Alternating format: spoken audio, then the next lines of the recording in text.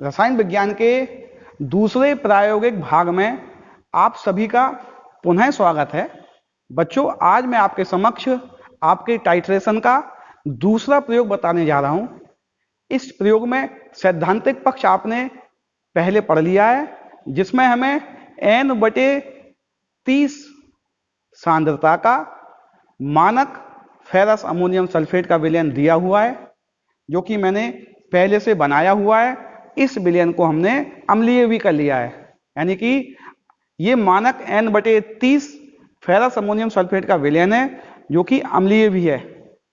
इस अम्लीय विलयन को 250 ml में बनाने के लिए हमने गणनाएं भी आपको कराई है, वो आप पहले वीडियो में देख सकते हैं। इस मानक विलयन की सहायता से इस अज्ञात सांद्रता वाले पोटेशियम परमैंगनेट विलयन की नॉर्मलता और ग्राम प्रति लीटर में सांद्रता हमें ज्ञात करनी है। बेटा, जब भी टाइट्रेशन होता है, अज्ञात और ज्ञात विलयन के मध्य रासायनिक अभिक्रिया से अज्ञात की सांद्रता ज्ञात करते हैं, तो उसमें एक सूचक का उपयोग करते हैं। इस रासायनिक अभिक्रिया में हमारा जो KMnO4 विलयन है, ये स्वतः सूचक का काम करेगा। जब भी रासायनिक अभिक्रिया खत्म होगी, ये अपना कलर देगा और वो कलर विलयन में हल्का और स्थायी गुलाबी आएगा। चलिए बेटा, हम प्रयोग करते हैं। सबसे पहले इस पिपेट की सहायता से हम अम्लीय मानक विलयन को 25 ml नापते हैं और इस बीकर में डालते हैं।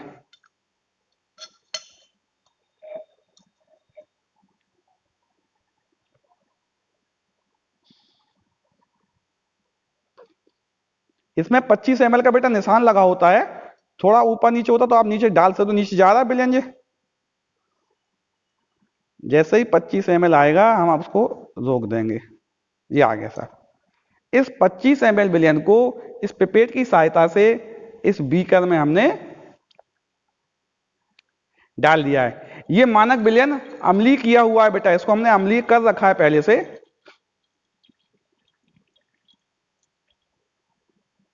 अब इस मानक विलयन को ऑक्सीकृत करा रहे हैं पोटेशियम परमैंगनेट द्वारा।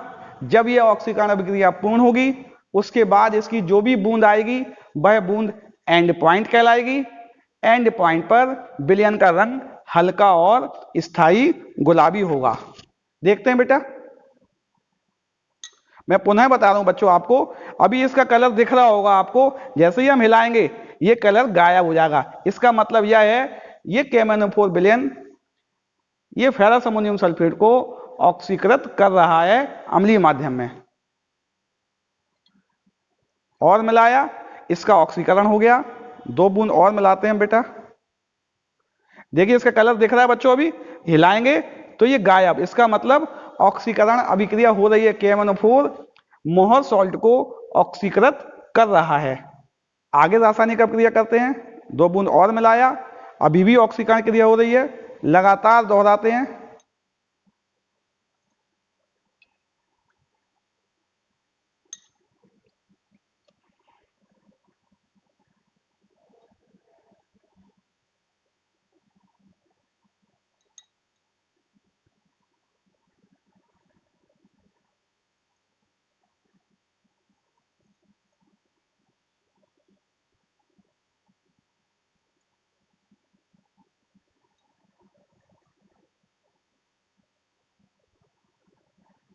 दो ये बूंद डाली बेटा, KMnO4 देखा, उसको हिलाएंगे तो गायब हो रहा है। 1 बूंद और डालते हैं इसमें बच्चों।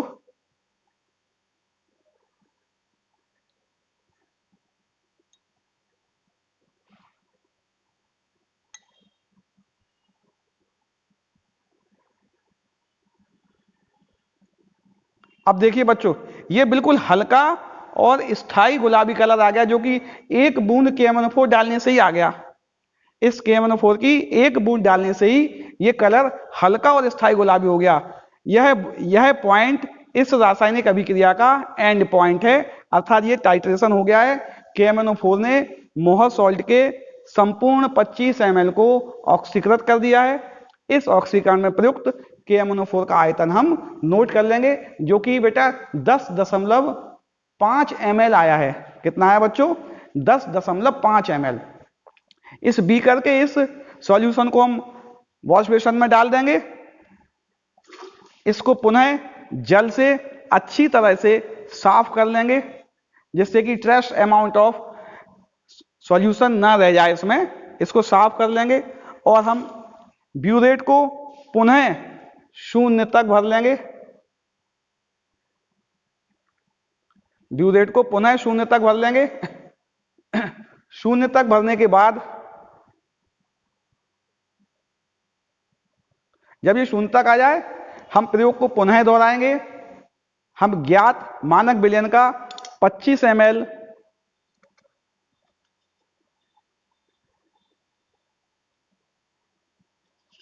पिपेट की सहायता से लेंगे। आ गया सब 25 ml इस बीकर में डालेंगे।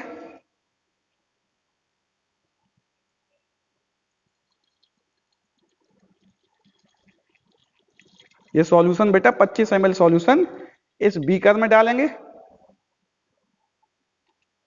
और ये सॉल्यूशन अम्लीय है पहले से। इस अम्लीय विलयन का, अमोहल सॉल्ट के विलयन का पोटेशियम परमैंगनेट द्वारा ऑक्सीकरण करेंगे और एंड पॉइंट अर्थात अंतिम बिंदु जिस पर रासायनिक अभिक्रिया पूर्ण होती है, उस बिंदु की रीडिंग इस ब्यूरेट से नोट करेंगे। पुनः हम ये प्रयोग दोहराते हैं।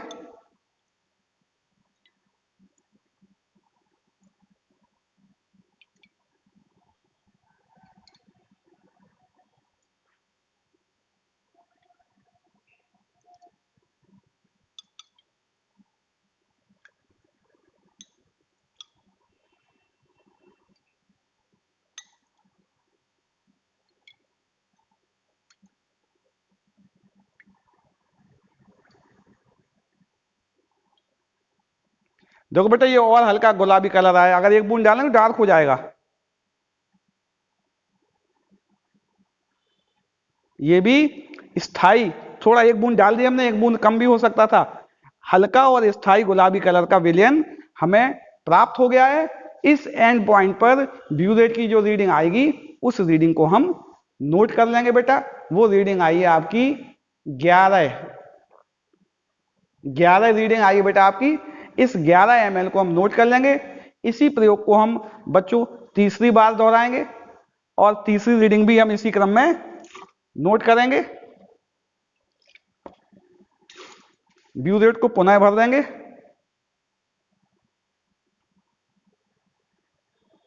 ज्यादा हो गया।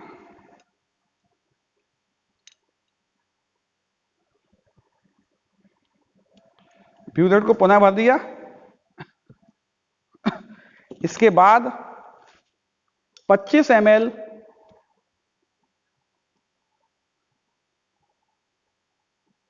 स्टैंडर्ड सॉल्यूशन हम लेंगे। इसको बीकर में डाल देंगे।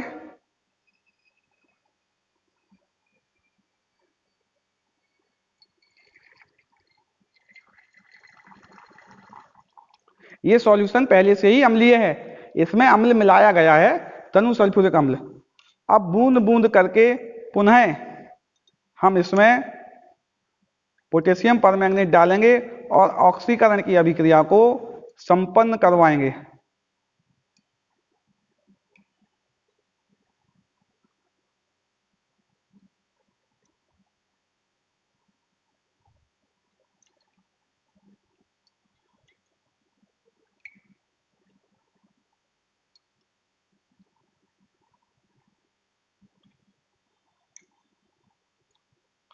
देखिए बच्चों, ये हल्का और स्थायी गुलाबी कलर आ गया है। इस कलर पर जो रीडिंग आएगी वो रीडिंग 11 आई है शायद। हाँ 11 है बेटा। इस रीडिंग को हम नोट कर लेंगे और उपरोक्त रीडिंग की सहायता से हम गणना द्वारा इस ज्ञात सांद्रता वाले मानक विलयन से क्रिया करने वाले KMnO4 की नॉर्मलता और सांद्रताएं आसानी से ज्ञात कर लेंगे। तीनों रीडिंग आप नोट कर लेना। गणना में उपरोक्त तीनों रीडिंगों का हवाला देते हुए हम इस अज्ञात विलयन की नॉर्मलता और सांद्रता के बारे में आपको बताएंगे।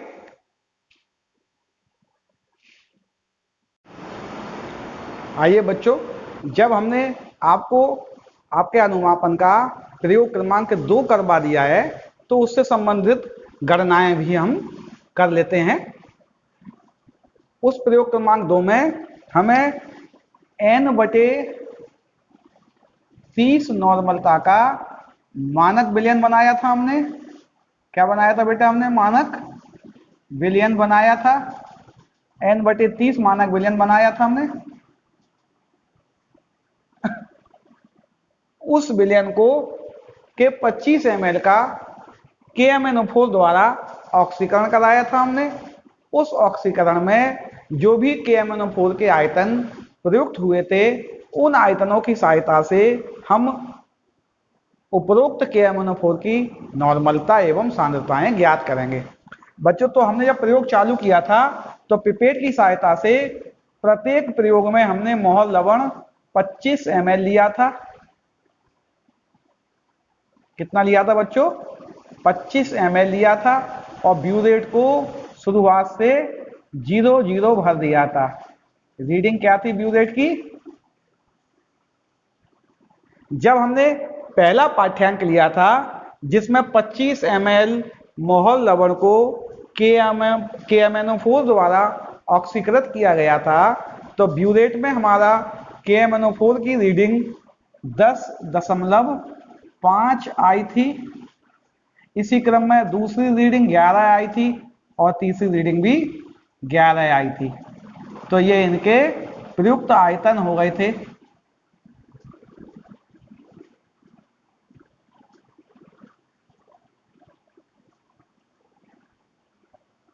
उपरोक्त प्रेक्षणों से हम KMnO4 की नॉर्मलता आसानी से ज्ञात कर सकते हैं। कैसे ज्ञात करेंगे बच्चों? उसी भाग को करते हैं हम। मानक विलयन जो हमने बनाया था उसकी नॉर्मलता कितनी थी बच्चों? मानक विलयन की नॉर्मलता 1/30 n थी और मानक विलयन का मतलब मोहर लवण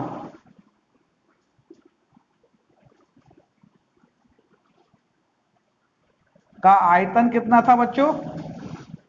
जो कि हमने पिपेट में लिया था 25 ml। कितना लिया था पिपेट में हमने? 25 ml लिया था। प्रयुक्त KMnO4 का आयतन, KMnO4 का वह आयतन जिसने मानक विलयन के 25 ml को ऑक्सीकृत किया, वो बच्चों हमने कितना निकाल लिया था? Common reading 11 ml। और हमें KMnO4 विलयन की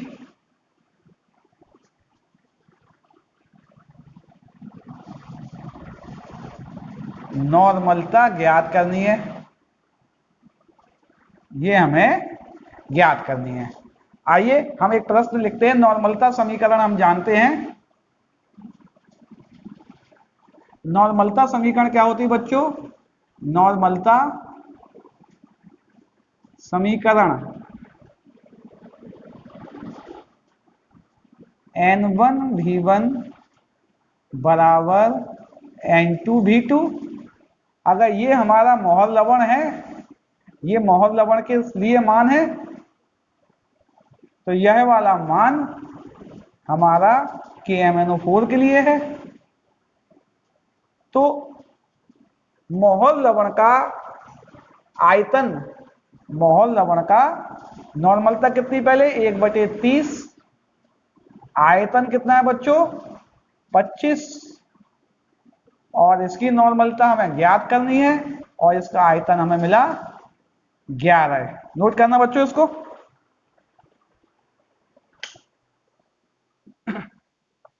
इसका आयतन कितना मिलेगा बच्चों में? 11। तो N2 का मान कितना हुआ बेटा? N2 बराबर हो गया 25/30 गुणा 11। जब हम इसको सॉल्व करेंगे हमारा आंसर आएगा 0.076 n। अर्थात हमारे दिए गए, जो हमारा उद्देश्य था उसमें दिए गए अज्ञात KMnO4 की नॉर्मलता निकालनी थी, उसका आंसर 0.076 नॉर्मल आ गया। अब हमें निकालनी है इसकी सांद्रता। और सांद्रता हम जानते हैं, सांद्रता बराबर होती है नॉर्मलता और गुणा तुल्यांकी भार। अब किसी भी पदार्थ का तुल्यांकी भार निकालना होगा, हमें तुल्यांकी भार निकालना हो तो बराबर होता है उस पदार्थ का अणुभार। चूंकि यह रेडॉक्स रिएक्शन है, चूंकि यह ऑक्सीकरण अपचयन रिएक्शन थी, इसलिए इस रिएक्शन में इलेक्ट्रॉन चेंज देखे जाएंगे, इलेक्ट्रॉन ट्रांसफर देखे जाएंगे। हमने देखा था इसमें Mn+7 से Mn+2 हुआ था, 5 इलेक्ट्रॉन चेंज हुए थे। कितने इलेक्ट्रॉन चेंज हुए थे बेटा? 5। ये रंग, ये था बैगनी और ये बैगनी से रंगहीन हुआ था बेटा। इसमें चेंज इलेक्ट्रॉन कितने हुए थे बच्चों? 5। तो अणुभार बटे 5, अणुभार कितना होता बेटा? 158 बटे 5। उत्तर आया 31.6। कितना आया? 31.6। रख दें मान। नॉर्मलता कितनी है? 0.076 और तुल्यांकी भार 31.6।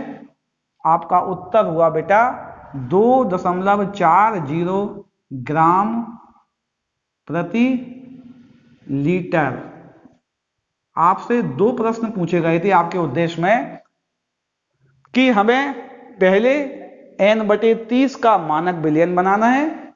इस मानक विलयन को लेते हुए हमें अज्ञात पोटेशियम परमैंगनेट विलयन की नॉर्मलता और ग्राम प्रति लीटर में सांद्रता निकालनी है। तो दोनों आ गए हमारे। हमारा परिणाम लिख सकते हैं हम। यदि आपसे पूछे जाए परिणाम क्या हुआ,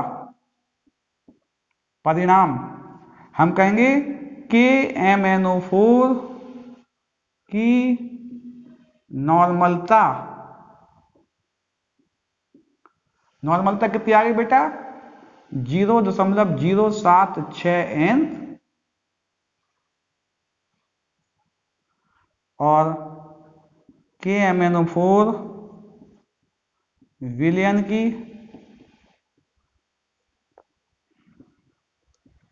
सांद्रता बराबर आ गई है 2.40 ग्राम प्रति लीटर। हमें दोनों प्रश्नों के उत्तर मिल गए हैं। उपरोक्त गणना को आप अपनी उत्तर पुस्तिकाओं में, प्रायोगिक उत्तर पुस्तिकाओं में नोट कर लेंगे। इससे संबंधित नोट्स भी पहले मैंने आपको उपलब्ध करवा दिए हैं, वहां भी देख सकते हैं, यहां से भी नोट कर सकते हैं। आपका अनुमापन का प्रयोग क्रमांक 3 बच्चों आपको खुद ही करना है। आप उपरोक्त दोनों प्रयोगों की सहायता से एक तीसरा प्रयोग भी लिखेंगे जिसमें आप नॉर्मलता जो है N/25 ले लेना। कितनी लेना बेटा? नॉर्मलता N/25 ले लेना और N/25 नॉर्मलता से आप ये सवाल करना, वैल्यू को अपने मन से रख देना। आपके कुल मिला के प्रायोगिक परीक्षाओं में 3 तरह के प्रैक्टिकल आते हैं। पहला अनुमापन, दूसरा अम्लीय और क्षारीय मूलकों की पहचान और तीसरा क्रियात्मक समूह की पहचान। पहला प्रैक्टिकल हो गया है। अगले कालांश में इस प्रैक्टिकल से संबंधित आपकी प्रायोगिक परीक्षाओं में जो भी मौखिक प्रश्न पूछे जाते हैं, जो भी रीजनिंग के प्रश्न आते हैं, उन प्रश्नों को आपको बताया जाएगा। आप उस वीडियो को बिल्कुल भी मिस ना करें, क्योंकि वह आपके मुख्य नंबर जो मौखिक परीक्षा में होते हैं वह प्रदान करवाएगा। आप इसी तरह इस वीडियो को देखते रहें। अच्छा लगने पर अपने मित्रों को भी इसका लाभ दें।